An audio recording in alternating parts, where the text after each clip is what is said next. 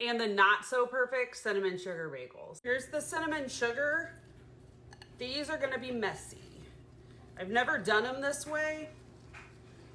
Look at that. With mixing in the sugar and the cinnamon.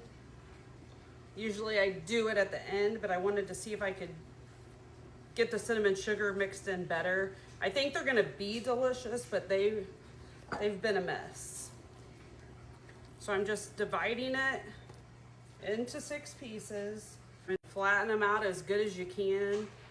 Fold it all in towards the center.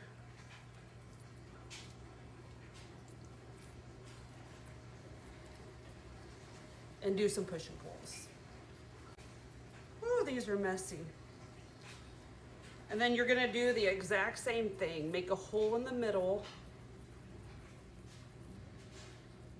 I do think these will be delicious and pretty after they're baked, but they're messy. Lay it on parchment paper. Sometimes experimenting's great, and sometimes you just make bigger mess than it's worth. Probably would have saved me time doing it my original way. But that's what sourdough's all about, experimenting, seeing what works best for you, what tastes best. And lucky for you, I'm gonna make the mess so you don't have to. Now, however, if they turn out beautiful and delicious, with it all incorporated better, then you may want to make the mess. I'll have to let you know. I'm gonna cover these up and let them sit for 1 hour.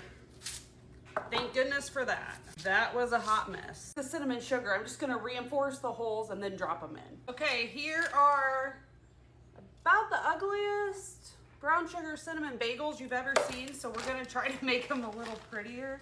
They do look really good, like it incorporated really well.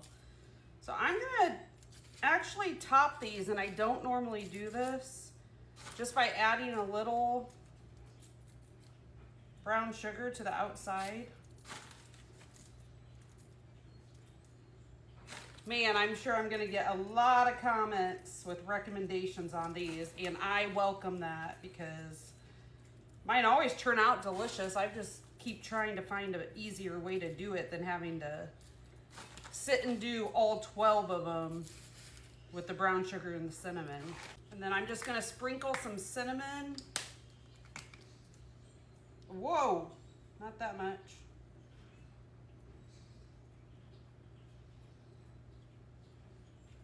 Now these are going into a 425-degree oven uncovered.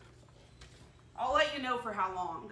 They're all done. They baked 23 minutes at 425 with no lid. We're gonna let them cool and then we'll cut into them. They've been cooling for about 45 minutes and we're gonna cut into them and try them. We'll do the cinnamon sugar first.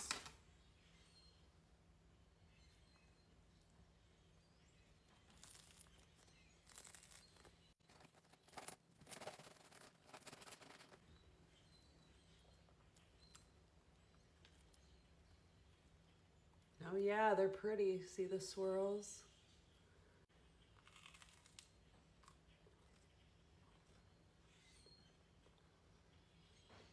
They may not look perfect, but they taste perfect. I don't know, guys.